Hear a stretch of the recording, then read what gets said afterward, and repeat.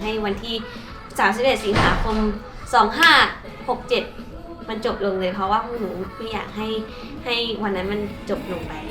มันเป็นเหตุการณ์ที่เหมือนเป็นความทรงจำที่ชัดเจนมากๆแล้วก็รู้สึกดีใจมากๆที่ตัวเองยังจำความรู้สึกจริงใช่นั้นได้อยู่แบบว่ามากๆเลยแหละหายเหนื่อยมากๆแบบไม่รู้สึก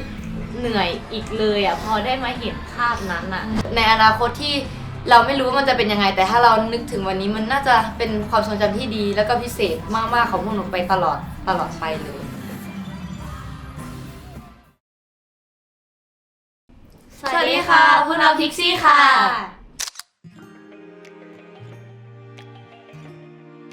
ดีใจค่ะแล้วก็ตื่นเต้นแล้วก็ความรู้สึกที่แฝงมาก็คือกดดันแล้วก็กังวลว่าพวกเราจะสามารถทำได้หรือเปล่าจะทำได้จริงๆใช่ไหมไม่มั่นใจว่ามันจะมีคนอยากมาดูเราจริงๆหรอแบบพอมัน 4,000 5,000 คนอะไรเงี้ยรู้สึกว่ากลัวค่ะกังวลว่าถ้าสมมติเราทำไปแล้วเราไม่มีคนมาดูแล้วเราจะทำยังไงดีอย่างเงี้ยเรามีแค่3คนเองเราไม่รู้ว่าเราจะแข็งแรงมากพอที่จะทำให้แบบว่าคนตัดสินใจจะมาดูเราแค่3คนมันจะคุ้มค่ากับสิ่งที่เขาจะลงทุนซื้อบัตรมาดูเราหรือเปล่าอย่างเงี้ยค่ะก็กังวลกันมากๆความรู้สึกตอนที่บัตรขายหมดแล้วก็รู้ว่าแบบโซลด์เอาท์ตอนนั้นพวกหนูอยู่กันคนละที่แต่ว่าคอกันใช่แล้วก็พูดกันนี่แหละว่าแบบวันนี้เราทำได้แล้วนะก็เชื่อว่าเป็นความภูมิใจของพี่ๆทุกคนในค่ายด้วยเหมือนกันค่ะที่ทุกคนให้การตอบรับกับคอนเสิร์ต Pixie Tales ของพวกเรามากๆเลยคิดว่าคอนเซปต์ของคอนเสิร์ตเราจะเป็นแบบไหนหรือว่ามันจะเป็นอะไรประมาณนี้ใช่มันก็คงเป็นเหมือนที่ออกมาเลยค่ะเพราะว่า Pixie เป็นพิกซี่อะค่ะพิกซี่กับดอกไม้อะเนาะใช่แล้วก็ดูเป็นเราดีเนาะพอไปเห็นคอนเสิร์ตจริงๆนี่แหละพิกซี่นี่แหละคอนเสิร์ตของพิกซี่อะไรอย่างเงี้ยค่ะใช่ตอนที่หนูรู้คอนเซ็ปต์หนูยังรู้สึกว่าถ้าเป็นเราก็คงอยากจะไปดูเหมือนกันเพราะว่ามันเหมือนไปดูหนังเหมือนไปดูการ์ตูนเรื่องนึงที่แบบว่ามีคาแรคเตอร์แล้วแบบมันน่าติดตามมากๆตอนนั้นเลยรู้สึกว่าชอบคอนเซ็ปต์มากๆแล้วก็รู้สึกว่ายิ่งทำให้เราอินกับคอนเสิร์ตขึ้นไปมากอีกอะไรอย่างเงี้ยค่ะจริงๆพวกเราก็รู้คอนเซ็ปต์ไปก่อนอยู่แล้วเนาะว่าใครแบบว่าจะออกมาประมาณไหนอะไรเงี้ยใช่แต่ว่าพอไปถึงหน้างานจริงๆมันก็มีหลายๆอย่างที่เรายังไม่เคยทำไม่ว่าจะเป็นแบบการขึ้นสลิงถ่ายหรือว่ามันไม่ได้ง่ายเหมือนที่เราคิดละกันแล้วก็เราก็ต้องแสดงอินเนอร์และต้องอยู่บนสลิงอะไรอย่างเงี้ยใช่แล้วก็เหมือนเห็นความตั้งใจของพี่ๆทีมแบบหลังบ้านมากๆเพราะว่าแต่ละเซตแต่ละอะไรเงี้ยมันต้องใช้ความตั้งใจและแบบการสรรสร้างที่มันแบบว่าไม่ใช่แค่แบบว่าเอามาวางแต่ทุกอย่างมันแบบว่าถูกคิดมาหมดแล้วใช่จริงๆถ้าทุกคนได้ดูตัวมันจะมีที่ทางค่ายปล่อยเควีออกมาว่าพวกเราออกมาจากห้องอะไรสักอย่างนึงแล้วก็ไปดูแบบมุมดูลูกแก้วอันนึงอะไรอย่างเงี้ยค่ะซึ่งข้างหลังจริงๆแล้วมันไม่มีอะไรเลยค่ะทุกคนวันนี้เรามาถ่าย KV คอนเสิร์ตลูกผีสาวที่ตื่นมาไม่ใช่ผีวันนี้เรามีใส่สลิงด้วยแล้วจะโหดจะบินสองคนนี้น่าจะมีบินเดี๋ยวไปดูบรรยากาศกันค่ะทุกคนค่ะตอนนี้กำลังรอเซตนะคะทุกคนกำลังจะถ่ายซีนแรกแต่ว่าชุดนี้แต่งหน้ากันประมาณ3 ชั่วโมงฟังนะนี่ถุงเท้านอนฟังนะ3 2 1แอคชั่น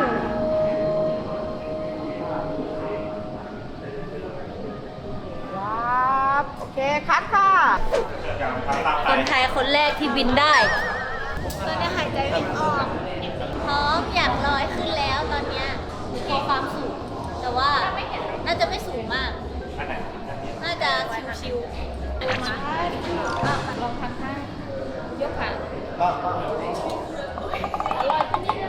เหนื่อยมันชาค่ะพอตอนลงมาขาชาทั้งแถบเลยเพราะว่ามันโดนลังตลอดเวลาเหมือนสารฝันวัยเด็กมากหนูอยากเป็นซูเปอร์ฮีโร่มาโดยตลอดอยากบินได้เมื่อกี้พี่มาเบลบินไปละอันนี้ถึงคิวเราบิน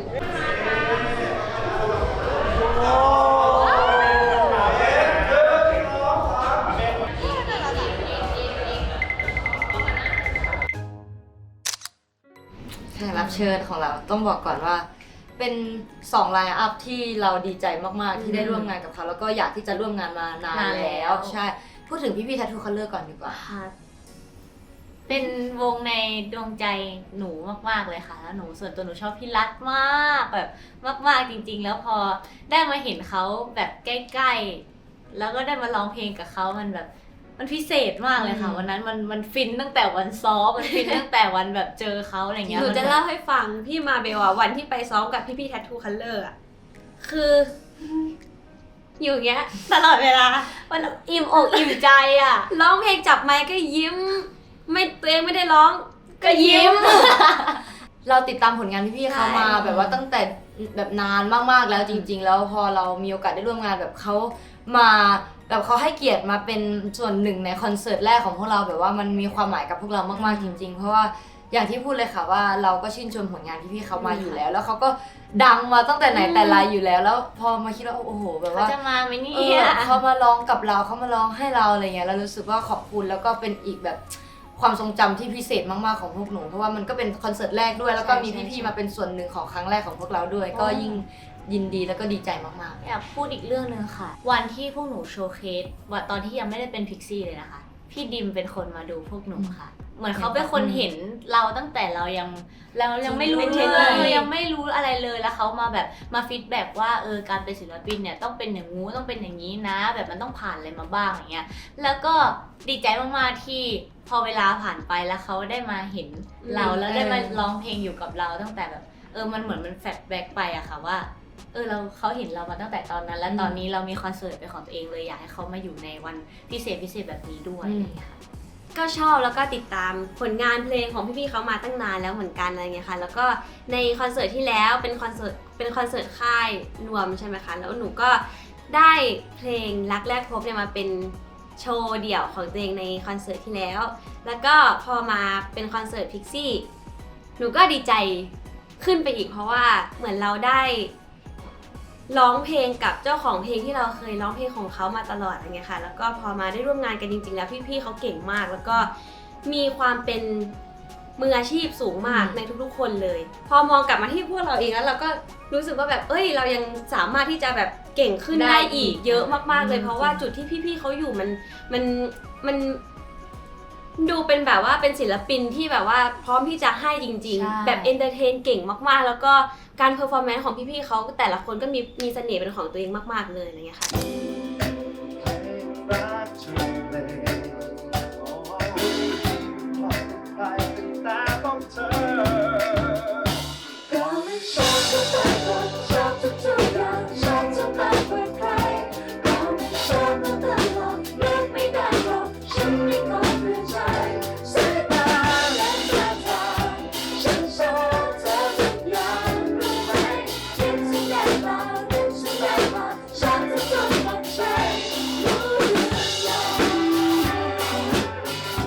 แล้วรอที่เราเวทีทุกคนนะครับมาแล้วเอาเลยครับทุกคนจะพร้อมจะโดดกันแล้วนะครับผมเตรียมตัวนะครับ one two 3 กันก่อนทั้ง3 คนครับเตรียมตัวครับ1 2 3ส่งเสียงมา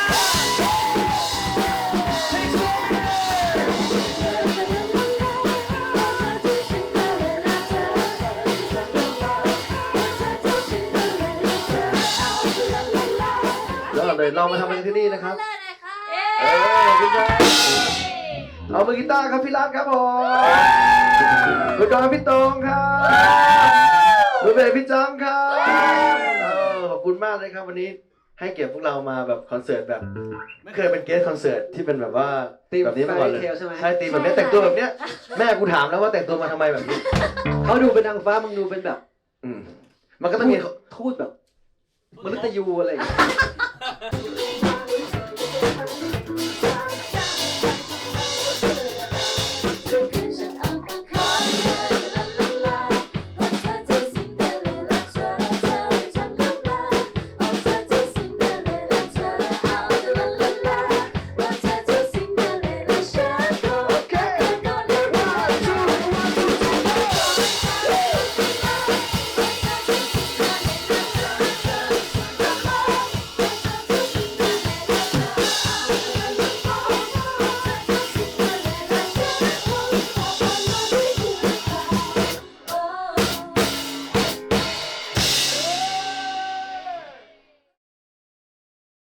ดถึง process กันบ้าง เอาแบบว่าก่อนที่จะมาร่วมงานกันก่อนแล้วกันก็คือเราตามไปดูเขาตามสเตจต่างๆ ใช่ เวลาที่เราไปขึ้นคอนเสิร์ตเดียวกันแล้วก็จะแบบว่าเพอร์เซก็จะเป็นอีกวงหนึ่งที่เรารู้สึกว่าเรายังไม่อยากกลับเราอยากดูวงนี้ก่อนอะไร ตั้ เงี้ ง ย ตาดูเนาะ ใช่แล้วเขาเป็นวงที่มีคุณภาพแล้วก็สุดแบบว่าตั้งใจแล้วก็เก่งมากจริงๆค่ะทุกคนพวกหนูแบบว่าดีใจมากๆที่เขาแบบว่าให้เกียรติมาเป็นเกสเราเหมือนกันเนาะตั้งแต่ขั้นตอนการซ้อมร้องเพลงหรือว่าการซ้อมเต้นอะไรเงี้ยเพอร์เซก็คือไม่เคยปล่อยผ่านเลยแบบว่าไม่เคยช่างมันแบบว่าเดี๋ยวค่อยเอาใหม่หรือว่าอะไรเงี้ยคือ ทำตรงนั้นเลย ถ้าไม่ได้ก็คือแก้ให้จนกว่าจะได้แล้วก็ทำออกมาได้ดีทุกครั้งจริง ๆ แล้วนิสัยพวกเขาก็น่ารักมากๆ วันนี้ติ๋มมาเป็นตากล้องค่ะ ตอนนี้เพอร์เซสกำลังซ้อมกันนะคะเราไปดูพิกซี่กันดีกว่าว่าพิกซี่เป็นแบบเอโยไหนสวัสดีเฮ้ยเอาใหม่เป็นไงก่อนนะอย่างนี้อยู่ในชุดไหลเลย1 2 3สวัสดีค่ะผม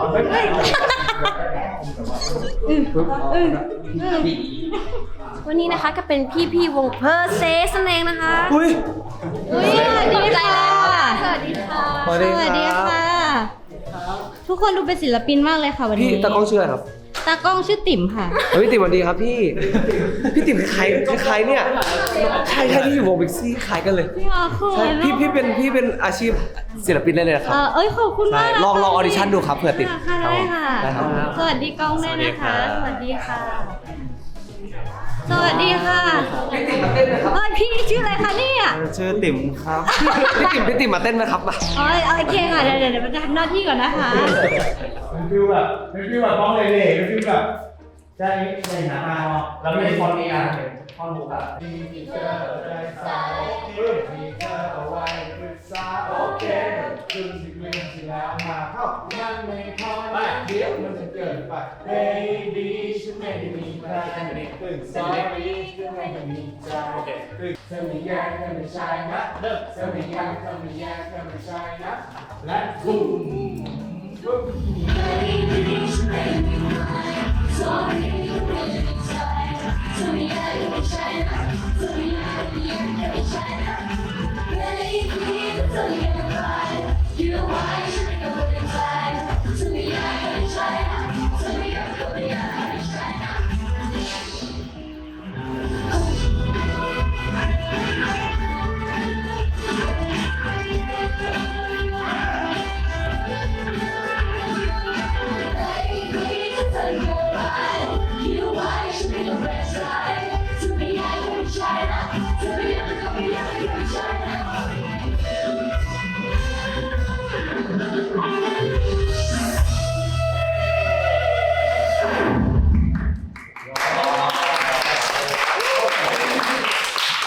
เย้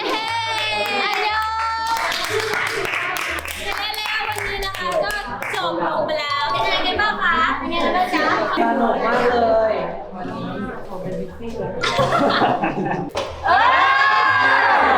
สนุกเป็นการรวบรัดตัดตอนเรื่องนัดจบในวันเดียว การผ่าตัดแตกต่าง ก็คือเพลงละวันปะ ใช่เพราะว่าพวกหนูคุยกันตอนที่เพอร์เซสซ้อมว่าเฮ้ยทำไมเขาต่อท่าเร็วจังถ้าเป็นพิกซี่นะอยู่ฮิปโปอยู่เลย ยังไม่เป๊ะต้องไปเก็บอีกต้องไปเก็บ โอ้ยอันนี้ขนาดจะไม่เป๊ะแล้วพี่ มันก็ไม่ได้ดีอะไรขนาดนั้นผมว่ามันก็ไม่ได้ดีขนาดนั้นแต่ถ้าน้องบอกว่าดีผมก็จะเชื่อน้องว่าดี เขาตั้งใจซ้อมมากค่ะทุกคนหนูรู้สึกผิดเลยอ่ะ เอาไง พิกซี่กินอย่างเดียว เพราะว่าซ้อมมันอยู่ปากมาเป็น ให้โอกาสสองคนนี้พูดแล้ว โอ้ยพูดเลยดีกว่า พี่จังด้วย อะไรดีมา วันนี้พวกคุณรู้สึกไงครับที่แบบได้มาซ้อมกับน้องๆพิซซี่ในวันนี้ คือน้องๆเขาบอกว่าเอ้ยเนี่ยพี่ๆเปอร์เซ็นต์อะเขาแบบเอ้ยเขาเก่งมากอะไรเงี้ยแล้วเราจะน้อมรับคำชมนั้น ได้จากใจหรือเปล่า อันนี้คุณพูดออกมาเลยตรงๆ ให้เกิน5 พยางค์ สนุกดีครับ แล้วก็เหนื่อยดีครับซูชิอร่อยซูชิอร่อย แล้วก็คาร์ดิโอดีครับ เป็นยังอะไรอ่ะพี่บอกว่าให้เกินไม่ใช่ให้ อยู่14,000แล้วไง อ่า แล้วก็ซีเก่งมากครับ แล้วเล่นแวร์บุ๊กกันไหม คนที่เห็นพูดน้อยๆอย่างนี้นะ ร้าย นี่ครับผมก็สนุกดีครับ เหมือนกันเลย สนุกดีครับ ยังไม่ถึงด้วยซ้ เย่ ท ก็เข้าใจครับ เพราะว่าคนเราเกิดมาไม่เหมือนกัน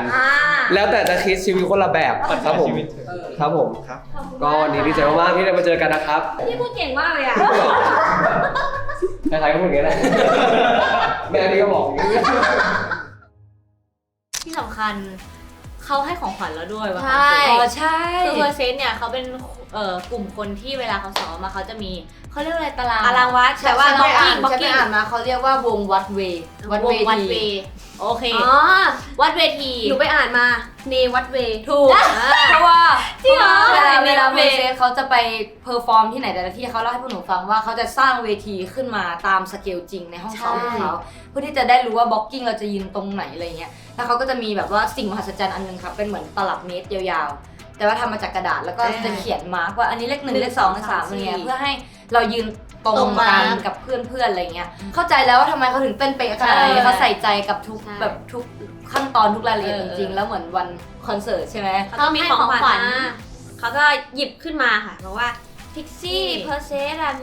มีของขวัญมาให้พิกซี่นะ นี่ครับ แล้วก็เป็นวัดเวขึ้นมา วัดเว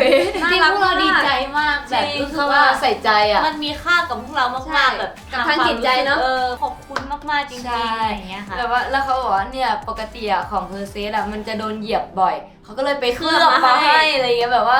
เขาน่ารักกับพวกเรามากแล้วเขาแบบว่าดูแบบว่าอยากจะซื้อแบบว่าอยากจะให้ของอะไรที่มันเป็นประโยชน์จริง ๆ แล้วมันรู้สึกว่า ได้ใช้ แบบว่า ใส่ เขา ใจ เขาใส่ใจจริงๆ พูดถึง เลย พี่ป๋องด้วย อ่า พี่ป๋องน่ารักมา ขอบคุ ก ณนะคะขอบคุณมากๆขอบคุณค่ะพวกหนูจะใช้มันแน่นอน นั่งตัดกันอยู่อ่ะ เลี้ยงส้มตำอะไรกันคะวันนี้ให้ดี ตอนนี้คืออัปเดตว่าชอบโดนเตะขา อัปเดตอะ ที่ก็เลยเครียดมาให้ โอ้ย แล้วก็มันมี2 สี012ใช่ โอ้ยขอบคุณ จะใช้ก็โยนปึ๊บ ปึ๊บแล้วก็ถ้าบางทีแบบนี้ก็ใช้ได้2 ด้านเออ เก่งอ่ะมีแต่ว่ามาทางใจมากจิตใจมากขอบคุณนะคะขอบคุณค่ะ แล้วก็เหมือนมันมีอีกวันหนึ่งที่เราได้ไปซ้อมเต้นที่ตึกเขาอะไรเงี้ยเจอน้องบิสด้วย ใช่ แล้วก็เจอแบบว่าเพอร์เซนแล้วก็กินส้มตำกันเป็นครั้งที่ 2 ค่ะ ก็สนุกมากได้เมามอยกับเด็กๆวิสด้วยจริงๆเราก็ชอบเขามาก พี่ซี่เหมือนมีเพื่อนเพิ่มค่ะ ใช่ เราชอบคุยกันบอกว่าทำไมผมไม่ค่อยมีเพื่อนเลย อะไรอย่างเงี้ยแต่พอมาเจอเพอร์เซนพี่ขอบคุณนะ แบบขอบรู้สึกว่ามาสร้างสีสันให้กับพี่ซี่ โอ้ใช่แล้วพวกหนูก็คุยกันด้วยว่าขอบคุณเพอร์เซนมากๆที่ให้คิวซ้อมเยอะขนาดนี้เพราะว่าแบบว่าจริงๆ ถ้าเพอร์เซนไม่ให้คิวเยอะแล้วมันอาจจะโชว์มาได้ไม่ดีเท่านี้จริงๆอะไรเงี้ยขอบคุณที่แบบว่าตั้งใจเพื่อพวกเราด้วย แล้วก็เพื่อโชว์ของพวกเราด้วยหวังว่าเราจะได้ร่วมงานกันอีกนะครับ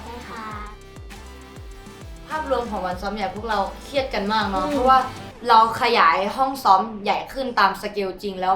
มันต้องมีอะไรปรับเปลี่ยนเยอะมากๆเลยเพราะว่าปกติเราก็ซ้อมกันในห้องเล็กๆแล้วก็ไม่ได้รันจริงขนาดนั้นแบบเราซ้อมโชว์แยกๆแต่พอเราต้องรันทุกอย่างรวมกันเนี่ยมันแบบว่ามันไม่ใช่แค่แบบว่าท่าเต้นละทีนี้มันต้องดูบล็อกกิ้งมันต้องดูจังหวะการเดินที่มันจะทำให้แบบว่าแต่ละเพลงมันเชื่อมกัน แล้ววันนั้นเราซ้อมเปลี่ยนชุดด้วยค่ะ เป็น ใช่ เป็นแบบเป็นครั้งแรกแล้วพวกเราก็แบบไม่เคยด้วยความที่ไม่เคยแล้วมันก็รู้สึกว่าเครียดแล้วมันก็แบบอุ้ยจะทำยังไงมันจะทันไหมแต่ว่าวันนั้นก็ทำออกมาได้ คิดว่าน่าจะพอใช้ได้ค่ะ แต่ว่ามันก็ยังไม่ได้แบบเห็นเป็นภาพรวมทั้งหมดอะไรขนาดนั้น แต่ว่าเราเห็นภาพรวมที่มันชัดเจนมากขึ้นละกันค่ะ แล้วก็เหมือนวันนั้นซ้อมแค่แบบภาพของโชว์เฉยๆเรายังไม่มีแบบภาพข้างหลังเรายังไม่เห็นว่ามันจะเป็นยังไงบนเวทีมันจะมีสิ่งนู้นสิ่งนี้สิ่งนั้นเกิดขึ้น เราก็แค่ทำหน้าที่ตรงนั้นนับวันโชว์นับวันที่เรารันโชว์ทั้งหมดเฉยๆ แต่เอาจริงๆความรู้สึกวันที่ซ้อมใหญ่ครั้งนั้นทำให้เครียดมากขึ้นเยอะเลยค่ะจากเครียดอยู่แล้วอ่ะเครียดขึ้นไปอีก จริงทั้งชุดทั้งอะไรเนาะ มันเหมือนเราได้รู้แล้วอ่ะเพราะว่าอย่างที่พิมมาบอกกับอิงโกบอกเลยว่ามันเวลาเราซ้อมแยกอ่ะแล้วพอมันมาซ้อมรวมความรู้สึกมันต่างกัน ใช่ ทุกคน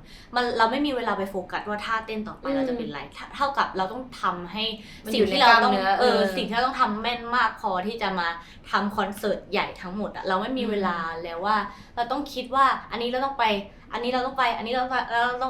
องทำอะไรบ้างอะไรเงี้ยมันทุกอย่างไปหมดก็เลยทำให้ตอนนั้นรู้สึกว่าตัวเองยังไม่พร้อมแล้วหนูเครียดมากเลยค่ะ เคยมั่นใจกว่านี้ แต่ตอนนี้มันแบบว่ามันถอยลงไปแบบว่าเยอะมากแบบว่าคุยกันว่าเอ้ยทำไงดีอ่ะแบบว่ามันใกล้มากขึ้นไปเรื่อยๆแต่ว่าความมั่นใจมันลดลงได้ยังไงอะไรเงี้ยค่ะพวกหนูก็เลยแบบว่า คุยกันว่าโอเคงั้นเราต้องทำมันให้หนักขึ้นไป ก่อนหน้านี้เราอาจจะคิดว่าเราทำมันได้มากแล้ว แต่ตอนนี้เราต้องทำให้มันมากกว่าที่เราเคยคิดด้วยซ้ำเพราะว่าพอสุดท้ายแล้วมันยังไม่พอจริงๆสำหรับความพร้อมที่มันต้องเป็นนะคะก็เลยรู้สึกว่าโอเคเหลือเวลาอีกไม่ถึงอาทิตย์ก็ต้องกัดฟันสู้ให้มันได้มากที่สุดวันประมาณ4-5 วัน เอาจริงๆวันก่อนหน้าที่จะรันทูพวกหนูก็ยังแบบ เราเข้าห้องตั้งแต่วันที่29เนาะใช่พวกหนูก็ยังแบบทำยังไงดีบล็อกกิ้งแต่ว่าถามว่าความมั่นใจมันมีเพิ่มเยอะขึ้นไหมมันมีเพิ่มเยอะมากขึ้นอยู่แล้ว เพราะว่ามันเหลือเวลาอีกแค่ไม่กี่วันแล้วอะมันอีกไม่กี่ชั่วโมงด้วยซ้ำข้างหน้าอะไรเงี้ยค่ะพวกหนูก็แบบทำยังไงก็ต้องทำให้เต็มที่ที่สุดแล้วก็พอถึงวันรันทูจริงพวกหนูตื่นเต้นมากแบบว่าจินตนาการเพราะว่าข้างล่างก็จะมีพี่ๆที่ค่ายแล้วก็พี่ๆแบบคนอื่นที่เขามานั่งดูอะไรอย่างนี้เหมือนกันก็เหมือนแบบเขาก็เปรียบเสมือนคนดูทุกคนที่เขาตั้งใจมานั่งดูเราอะไรแบบนี้ค่ะแล้วก็ทำวันนั้นคิดว่าเปรียบเสมือนเป็นวันจริงเลยค่ะทำทุกอย่างให้เหมือนวันจริงมากๆจะมีผิดพลาดอะไรถ้ามันผิดพลาดณวันที่เกิดวันรันทูมันไม่เป็นอะไรเลยเพราะว่าเรายังจะสามารถแก้ไขมันได้เพราะว่าข้อผิดพลาดนี้จะถูกนำไปแก้ไขให้มันแบบสมูทราบรื่นได้ในวันจริงแน่นอนแล้วเราก็ไม่รู้ว่ามันเกิดอะไรขึ้นบ้างมันเกิดขึ้นเร็วมากค่ะแล้วพอเรากลับมาดูแบบว่าคลิปนู่นนี่นั่นที่พี่ๆเขาถ่ายไว้ให้มันรู้สึกใจฟูค่ะแบบว่าอยากชื่นชมทีมพี่พลทีมหุยมากๆเลยจริงๆที่สรรสร้างเวทีและแบบข้างหลังให้มันดูแบบว่าซัพพอร์ตเราให้แบบว่าโชว์ของเรามันดูอลังการและแบบว่าพร้อมมากไปกว่าที่เราคิดตอนแรกเพราะตอนแรกพวกเรากังวลกันมากๆพอเรายังไม่เคยเห็นเวทียังไม่เคยรู้ว่าข้างหลังมันเป็นยังไงแต่พอเราเห็นว่าโหแบบว่าเหมือนตอนซีนเปิดตัวเห็นดอกไม้ออกมาจากดอกไม้จริงๆแบบว่าเวลาทุกครั้งที่เราซ้อมเรานั่งอยู่ที่พื้นแล้วเราก็แค่ลุกขึ้นมา มันเลยไม่รู้สึกว่ามันจะดีไหมอะไรเงี้ยแต่พอเราเห็นทีมพี่พลทำออกมาแล้วเรารู้สึกแบบว่าอุ่นใจมากๆที่ทำให้แบบว่าจากที่มันดูจะไม่มีอะไรมันมีอะไรขึ้นมาได้อย่างไม่น่าเชื่อเลยจริงๆแบบว่าต้องยกความดีความชอบให้กับพี่ๆทีมพี่พลหุยด้วยนะคะแบบว่าเก่งกันมากๆแล้วก็รวมถึงแสงสีเสียงแสงจากทีมพี่ไลท์ซอสนะคะก็ดีมากๆแบบว่าเขาตั้งใจกันทุกทีมจริงๆอ่ะแบบว่าพวกหนูก็คุยกันว่าโหแบบเราเหนื่อยแล้วนะแต่ตอนที่พวกหนูแบบว่าได้พักแล้วเดินออกมาพี่เขาก็แบบว่าทีมสเตจทุกคนก็ยังนั่งปักดอกไม้ยังนั่งเย็บนู่นนี่นั่นแล้วรู้สึกว่าโหแบบเขาทำเพื่อเราได้ขนาดนี้แบบว่ามันทำให้พวกเรารู้สึกว่าขอบคุณแล้วก็เก็บพลังงานพวกนั้นมาแบบส่งมอบต่อให้ทุกคนได้มากขึ้นไปด้วยสิ่งเหล่านี้มันช่วยเพิ่มความมั่นใจให้กับพวกหนูในโชว์ตลอดทั้งโชว์ในคอนเสิร์ตมากๆเลยค่ะตอนที่รันทูหรือว่าตอนที่ซ้อมอะไรต่างๆพวกหนูไม่เห็นข้างหลังด้วยซ้ำแต่ว่าพอเรากลับมาดูวันรันทูแล้วเราเห็นสิ่งเหล่านั้นอะแล้วเราก็แบบกลับมาแล้วเราก็มีความมั่นใจเพิ่มมากขึ้นว่าพรุ่งนี้มันจะต้องออกมาดีแน่นอนแล้วก็เชื่อในฝีมือของพี่ๆทุกๆทีมทุกๆคนว่าทุกคนจะสามารถทำมันออกมาให้คอนเสิร์ตในครั้งนี้ของพวกเราออกมาได้อย่างสมบูรณ์แบบแน่นอน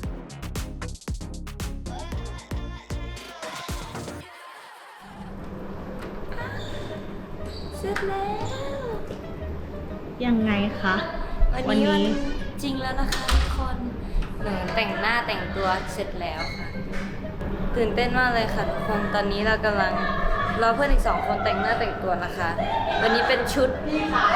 อันนี้เขาไม่ได้หรอกาบค่ะกาบสวยมากเลยค่ะหนูไม่เชื่อค่ะหนูไม่เชื่อก็เดี๋ยวรอดูนะคะนี่เป็นลุค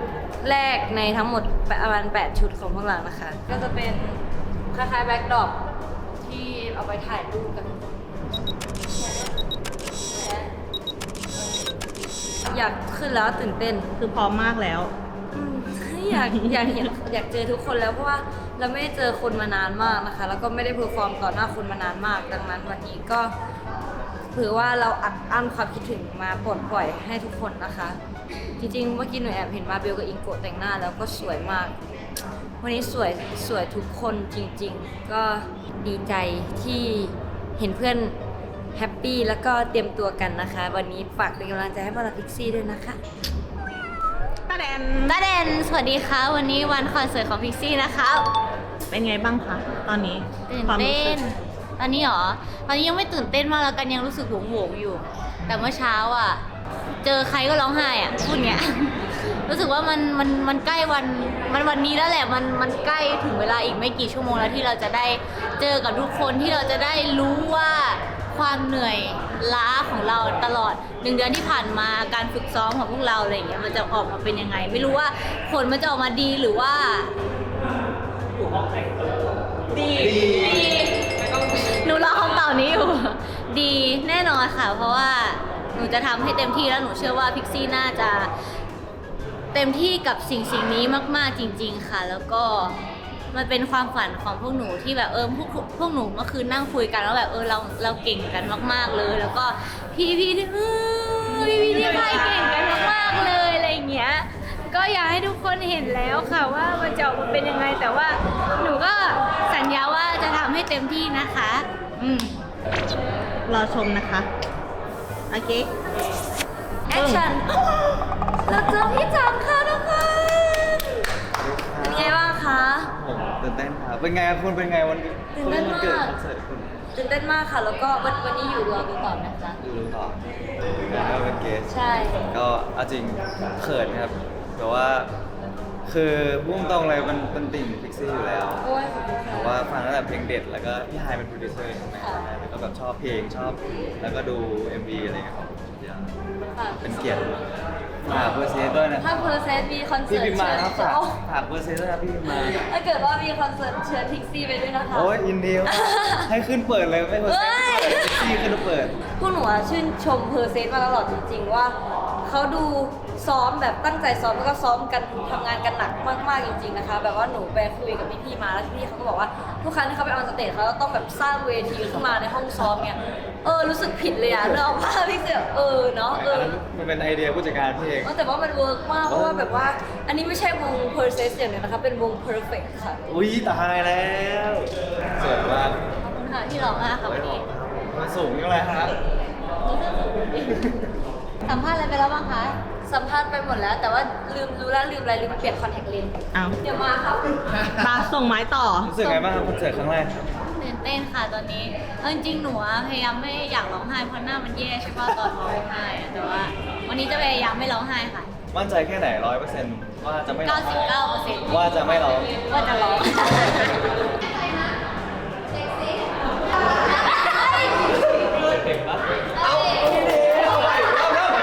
ตอนนี้ใกล้เวลาโชว์แล้วนะคะ แล้วก็พี่เท่มากเลยค่ะเท่มาก พูดความจริงใช่ไหม เท่ค่ะตื่นเต้นไหมคะ ตื่นเต้นแทนละกันไม่เข้าพวกเราหรอก โอ้ แต่สิ่งที่มันเป็นมันใส่ใหญ่มันแบบ สบายชิล ทีนี้เป็นของจำครั้งแรกของเพ เล ล ย ง ค่ะ ได้ จะทำให้เต็มที่นะคะในฐานะที่เป็นรุ่นพี่ที่ข้ามบอร์ดในวงการช่วยแนะนำพวกเราหน่อยค่ะ จะมีคาร์บอนเป็นโค้ช ครับ เราต้องยืนแบบว่ามั่นใจ เชิดแล้วร่างกายมันจะหลอกให้เรามั่นใจ โอเคค่ะ ทำพร้อมกันไหม พร้อมค่ะ ยืนแบบ สี่ 1 2 3ฮึบ ไปสนุกกันค่ะค่ะ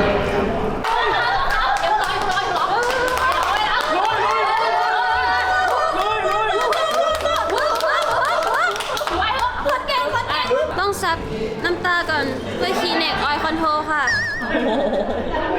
ตอนนี้ใกล้แล้วค่ะ ใกล้ถึงเวลาแล้ว เราต้องไปเตรียมตัวทำสมาธิแล้ว วันนี้ตั้งแต่เช้าที่พวกเราตื่นมาแล้วก็แบบไปไหว้พระอะไรเงี้ยก็รู้สึกว่าวันนี้มันน่าจะเป็นวันที่ดีมากๆเลยค่ะ เก่งแล้วนะ วันนี้พวกเราจะสนุกค่ะ พวกหนูจะสนุกแล้วก็จะเป็นความทรงจำที่ดีให้ได้มากที่สุดว่าอีก10 ปีกลับมานึกถึงวันนี้ก็จะคิดว่าเป็นวันที่ชอบที่สุดเลยค่ะ ฝากทุกคนด้วยนะคะฝากพิกซี่ด้วยค่ะ พิกซี่ฮ่าเฮ้ยไปเอาเลยแล้ว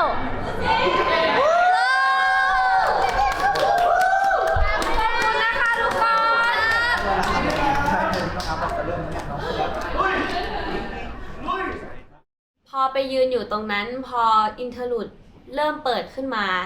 แสงสีเสียงมาเสียงคนกรี๊ดเข้ามาแล้วมันแบบว่าขนาดเรามีอินเอียร์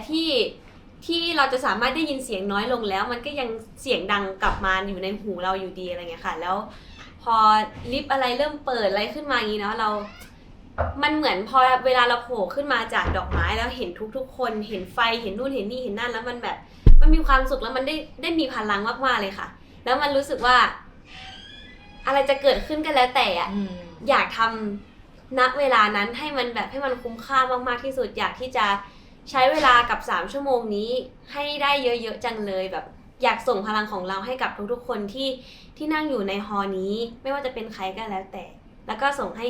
พวกเรากันเองด้วยแล้วก็ส่งให้แบบพี่ๆทุกๆคนที่ทำงานกับพวกเราด้วยค่ะค่ะก็เริ่มพาร์ทโซโล่ก็คือของอิงโกะนะคะก็เป็นเพลงไซโคก็คิดว่ามันน่าจะเข้ากับ Pixie of Blooming Flower ค่ะเป็นแบบว่าสดใสหน่อยแต่ว่าก็เป็นความสดใสที่เซ็ก แอ ซี่ บซ่อนเปรี้ยวบ้างนิดหน่อยอะไรอย่างนี้นะคะก็อาจจะดูโตขึ้นด้วยอะไรเงี้ยด้วยความที่เราก็โตขึ้นในทุกๆวันอะไรเงี้ยค่ะก็พี่ๆเขาก็เหมือนแบบว่าช่วยกันทำโชว์พี่โบก็เป็นคนทำโชว์ออกมานะคะเป็นโคโรกราฟของโชว์ไซโคนี้แล้วก็ทำโชว์ออกมาตอนแรกหนูไม่รู้เลยว่าแบบมันจะออกมาเป็นยังไงแล้วพอไปเริ่มซ้อมพี่โบก็แบบว่าหนูจะต้องเต้นกับผ้านะแล้วเขาตั้งใจสอนมากๆค่ะแล้วก็สอนเข้าใจแต่ว่าเป็นหนูเองที่แบบว่าเป็นคนเข้าใจยากนิดนึงค่ะแบบอาจจะต้องใช้เวลากับการคุ้นเคยกับผ้าในช่วงแรกๆอะไรอย่างเงี้ยแล้วก็หนูเปลี่ยนผ้าหลายผืนมากที่เวลาซ้อมอะไรอย่างเงี้ยค่ะเพราะว่าเหมือนพอเราเต้นกับผ้าแล้วผ้ามันไม่ได้น้ำหนักที่มันพอดีกับเราอะไรเงี้ยมันก็จะลำบากแล้วมันก็ยากกับการเพอร์ฟอร์มนิดนึงแบบว่าผ้าจังหวะนี้ถ้าเราทำอย่างนี้ไม่ทันมันจะไปท่อนต่อไปมันก็จะไม่ทันเหมือนกันแล้วมันก็จะทำให้โชว์แบบสลวนไปแต่ว่าพอถึงวันจริงแล้วพี่ๆที่แบบว่าเป็นทีมพ็อปทีมอะไรอย่างเงี้ยค่ะเขาก็ช่วยหาผ้ามาให้มันแบบเข้ากับตัวหนูมากที่สุดแล้วก็หาสีอะไรมาให้มันดูแบบว่าดูสวยงามมากๆแล้วก็ขอบคุณครูปิ่นค่ะที่สอนช่วยขัดเกลาการร้องเพลงนี้ออกมาให้มันสามารถผ่านไปได้ด้วยดีเพราะว่าตอนแรกที่ได้โจทย์นี้มาหนูก็เครียดเหมือนกันเพราะว่าเป็นพี่เลเวลเวทเขาก็ร้องออกมาแบบดีมากในเขามีหลายคนด้วยหนูเก่งมากที่หนู เขา ร้องเพลงนี้ได้คนเดียว เขามี5 คนแล้วแบบตอนที่หนูฟังหนูก็ตอนนี้ร้องเสร็จปุ๊บเท่านี้ยังไม่จบเลยแล้วอีกคนแทรกขึ้นมาแล้วหนูต้องควรทำยังไงดีก็เครียดมากแต่ว่าจริงๆเพิ่งจะมาหายเครียดตอนแบบ 3-4 วันก่อนจะคอนเสิร์ตเองค่ะแบบว่าก็เพิ่งเล่าให้พี่ๆอีก2 คนฟังก่อนที่จะวันจริงว่าแบบเนี่ยรู้ไหมว่าหนูเครียดกับเพลงเดี่ยวมากเลยเพราะว่า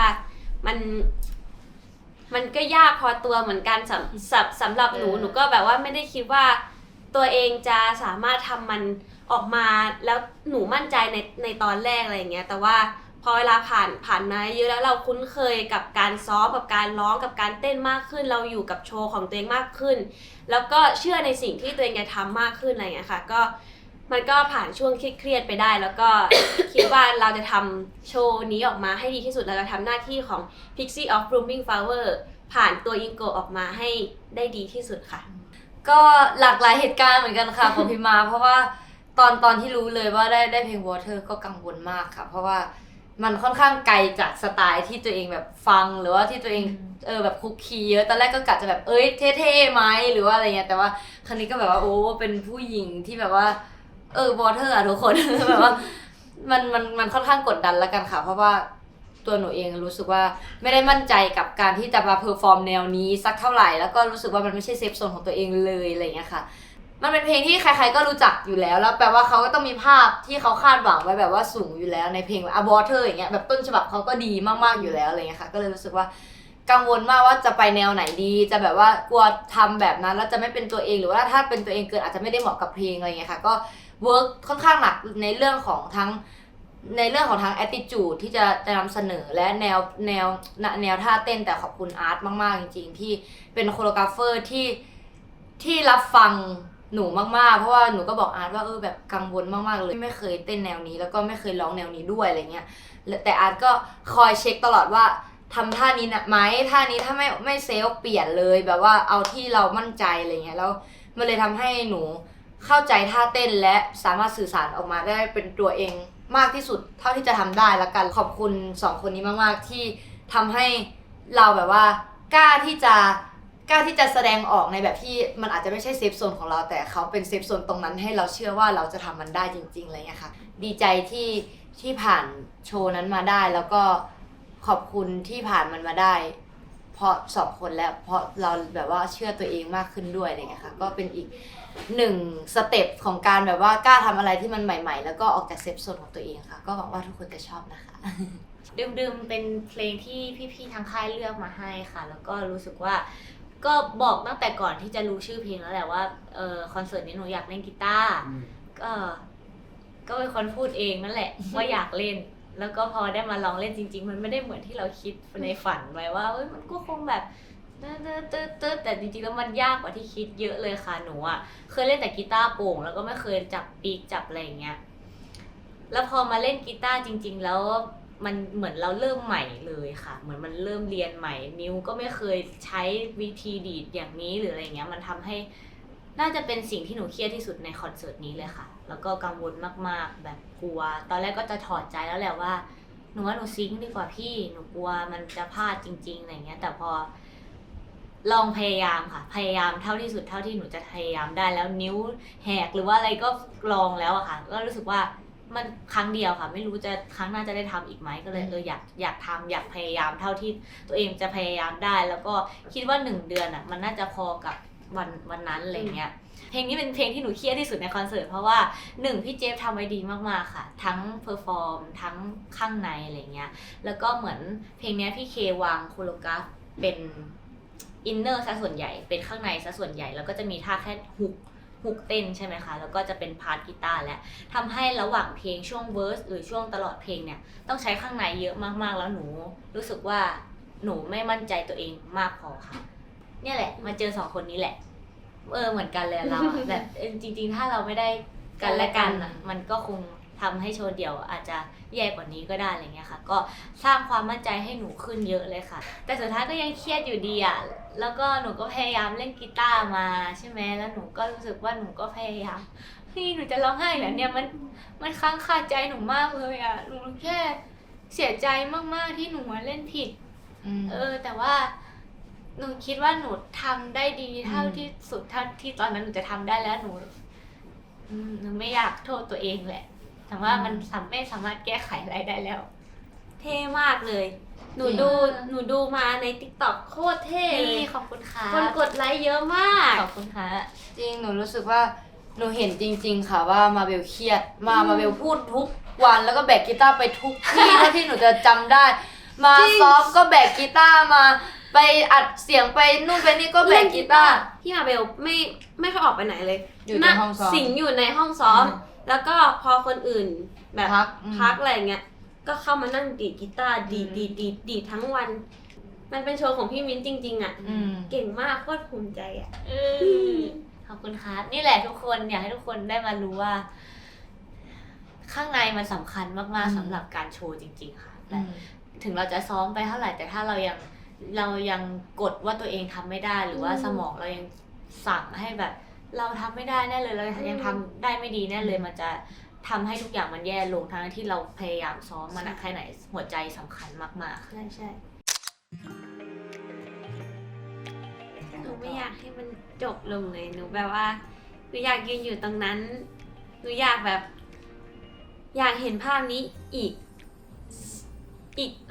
ให้มันนานกว่านี้อีกสักแบบนาที2 นาทีก็ได้อะแต่ว่าตอนนั้นมันต้องแบบจบแล้วอะไรอย่างเงี้ยซึ่งภาพสุดท้ายที่หนูเห็นมันสวยมากๆจริงๆมันเป็นภาพที่พวกหนูทั้ง3คนน่าจะอยากเห็นมาตลอดในการทำพิกซี่มานะคะวันนั้นมันเหนื่อยมากแต่ว่ามันก็มีความสุขมากๆเหมือนกันพวกหนูชอบพูดกันว่าไม่อยากให้วันนี้จบลงเลยไม่อยากให้วันที่31 สิงหาคม 2567มันจบลงเลยเพราะว่าพวกหนูไม่อยากให้วันนั้นมันจบลงไปอยากอยู่อยากเก็บความทรงจำวันนั้นให้ได้เยอะๆอะไรอย่างเงี้ยแต่สุดท้ายแล้วหนูรู้สึกว่าถึงแบบว่ามันจะผ่านตอนช่วงเวลานั้นไปแล้วอะไรเงี้ยจนมาถึงวันนี้ที่นั่งคุยแบบรีแคปกันอะไรเงี้ยรู้สึกว่ามันยังเป็น มันเป็นเหตุการณ์ที่เหมือนเป็นความทรงจำที่ชัดเจนมากๆแล้วก็รู้สึกดีใจมากๆที่ตัวเองยังจำความรู้สึก จริงใช่ นั้นได้อยู่แบบว่า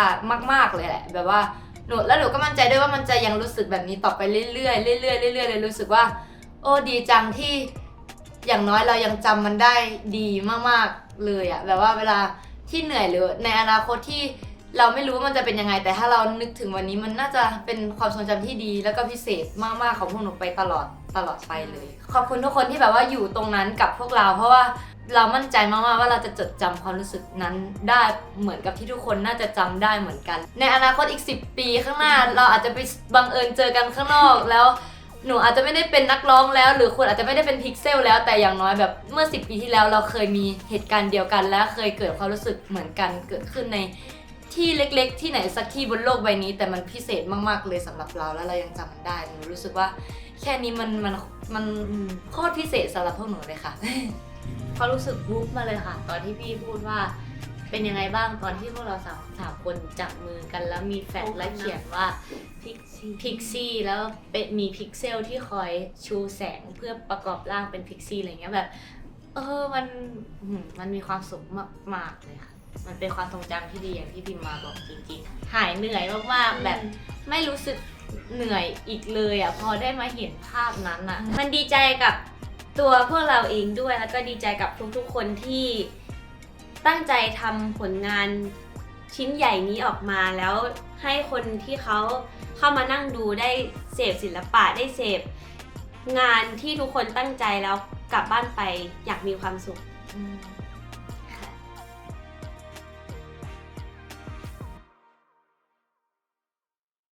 มันจะมีคลิปตอนที่เราสวัสดีค่ะพวกเราสวัสดีค่ะพิกเซลพวกเราพิกซี่อะไรเงี้ยรู้สึกว่ามันเป็นวันนั้นน่าจะเป็นวันแรกเลยที่เราได้เจอแฟนคลับ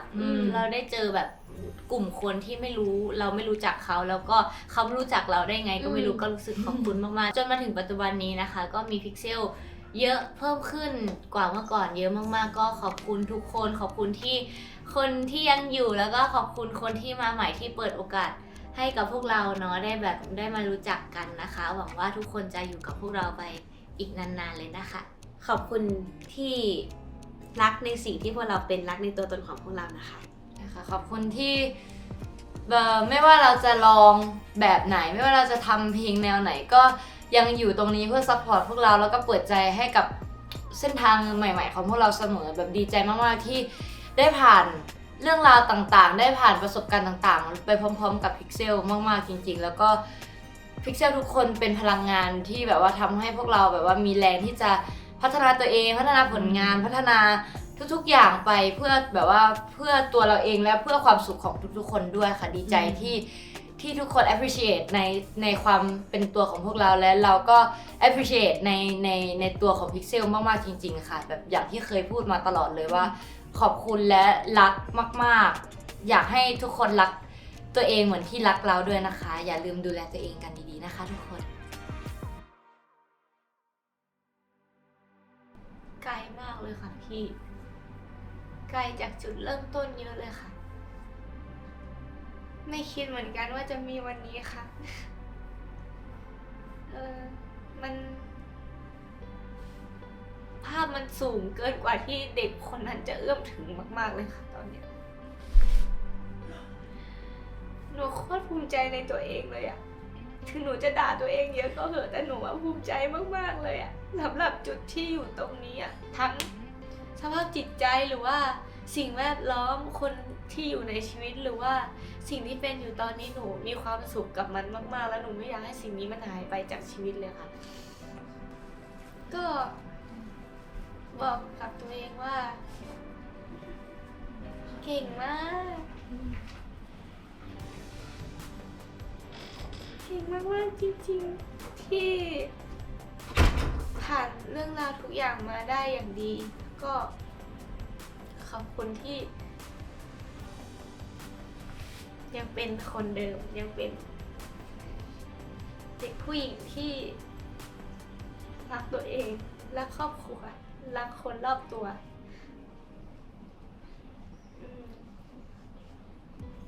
มันเห็นผลแล้วล่ะสิ่งที่ทำมาตลอด เก่งมากๆนะมิ้นค่ะแล้วก็อยากบอกพิกซี่ว่า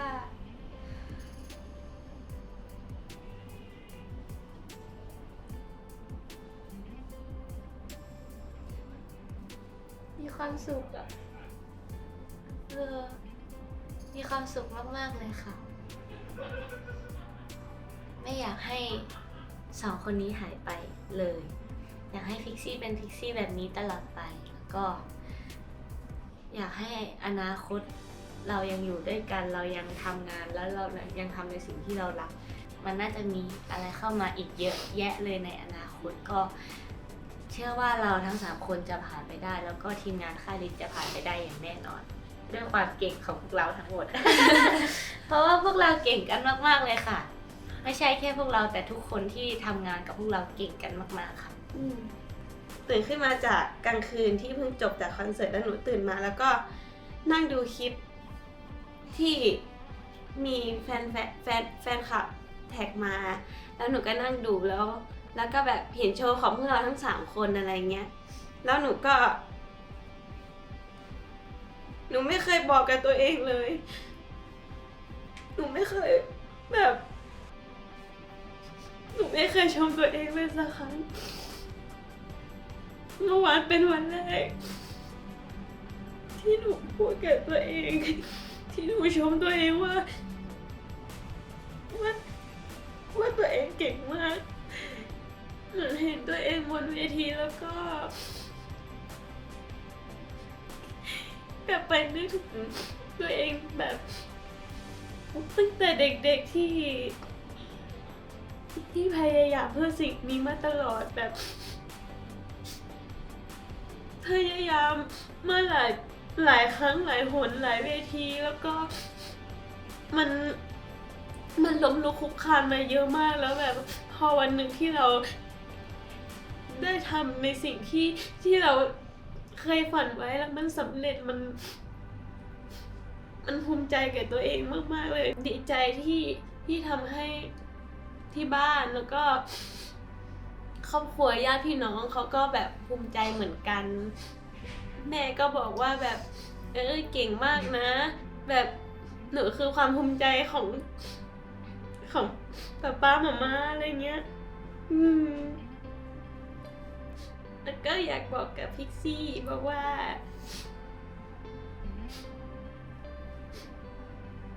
หนูรักมากๆ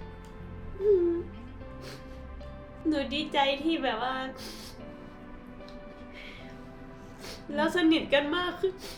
ทุกวันอะไรเงี้ย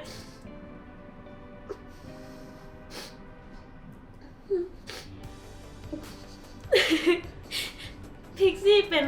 นความสัมพันธ์ที่พิเศษมากๆเลยค่ะสำหรับตัวหนู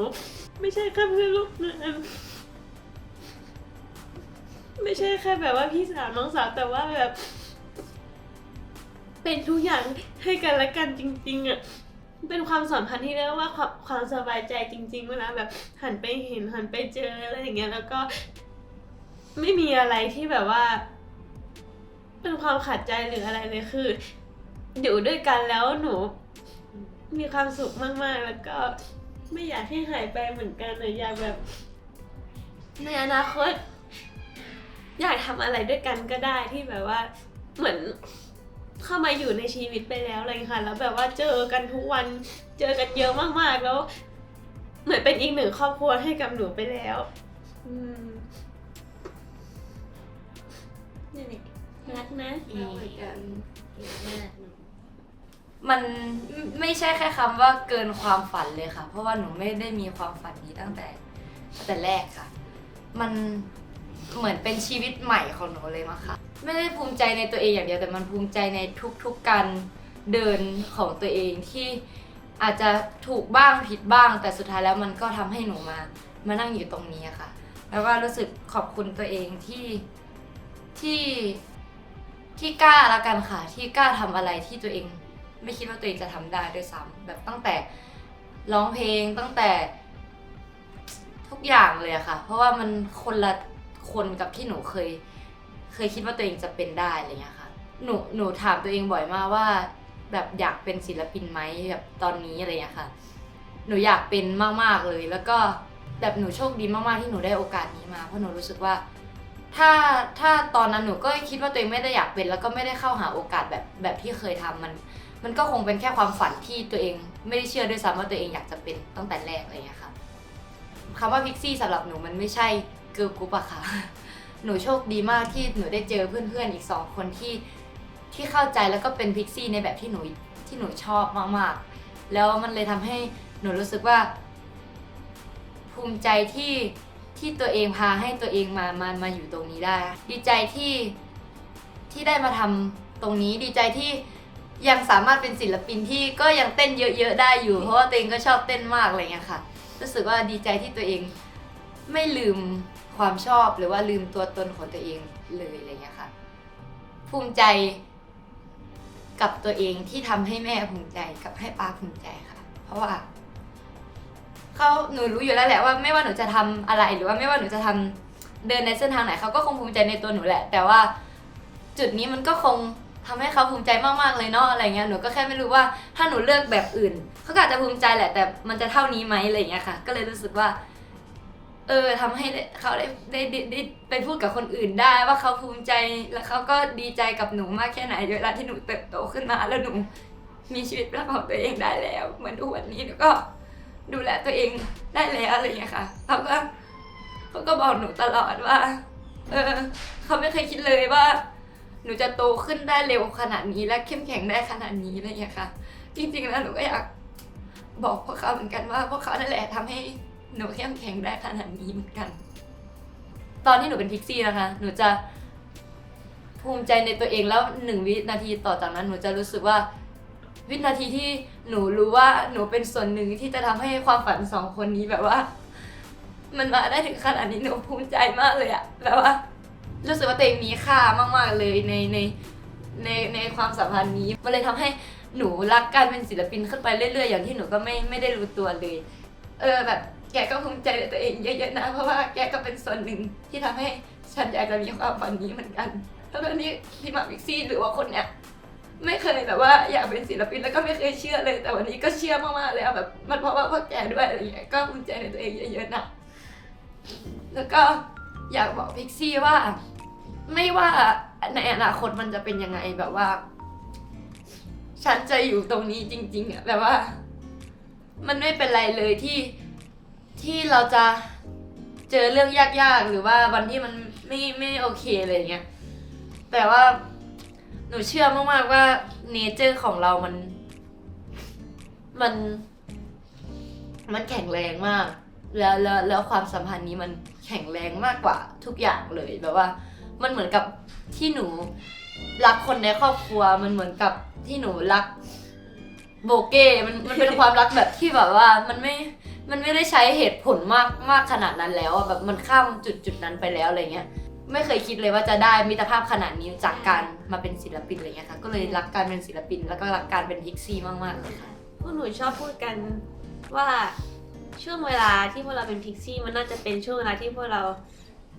จดจำไปตลอดเลยเพราะว่าเป็นช่วงเวลาที่พวกเราได้ทำในสิ่งที่ตัวเองรักและชอบและได้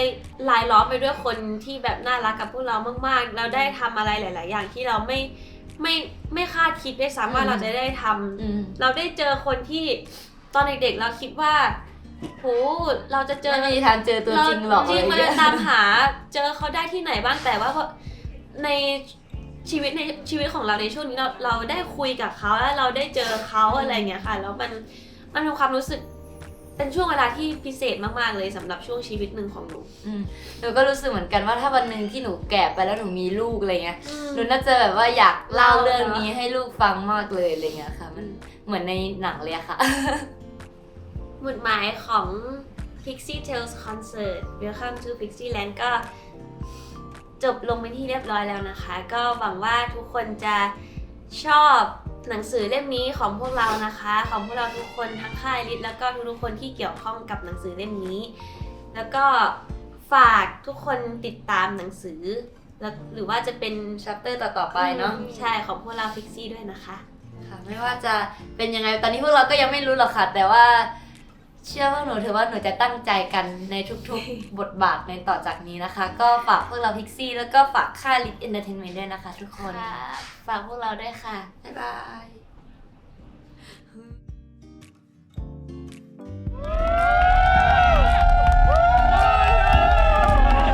เลิศมากเลิศมากจุดนี้แหละเท่านั้นเลิศมากโอ้ ขอบคุณที่เหนื่อยกันนะพี่ๆ ไม่ลงเลย ขอบคุณนะเก่งมาก ดีใจนะ